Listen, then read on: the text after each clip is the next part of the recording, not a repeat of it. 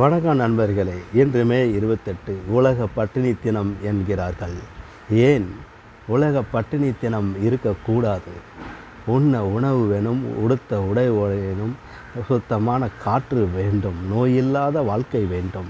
இதற்குத்தான் அரசியல்வாதிகள் அரசாங்கம் பாடுபட வேண்டும் என்று அழுத்தமாக சொல்லிக்கொள்கிறேன். 365 நாட்களும் உணவு கிடைக்க வேண்டும். உணவு கிடைத்தால் மட்டுமே நம் நாட்டிற்கு முழுமையான சுதந்திரம் கிடைத்ததற்கு பொருளாகும். ஆகவே உன்னதமான உணவு கிடைக்க விவசாயம் செழிக்க வேண்டும் முதலில்.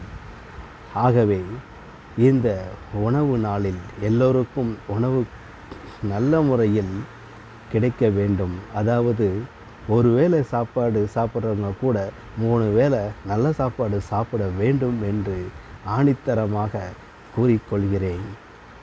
பஞ்சம் பட்டினி இல்லாத, வறுமை ஒழிப்பு இல்லாத நாட்களாக இன்று 28 இந்த நாள் இல்லாமல் ஆக்க வேண்டும். அப்படி என்றால் வறுமை ஒழிப்பு தீர வேண்டும். பட்டினி தினம் என்கிறது மாற்றப்பட வேண்டும். உலக வரலாற்றில் இருந்து எடுக்கப்பட வேண்டும். அந்த அளவிற்கு உழைக்க வேண்டும். அரசியல் முதல் சாதாரண தொழிலாளி முதல் நல்லபடியாக உழைத்து முன்னேற வேண்டும் என்று இந்த நேரத்தில் கேட்டுக்கொள்கிறேன். வீழ்வது நாமாக இருப்பினும் வாழ்வது தமிழாக இருக்கட்டும் என்ற ஒரு போர்வையில் நாம் உழைக்க வேண்டும்.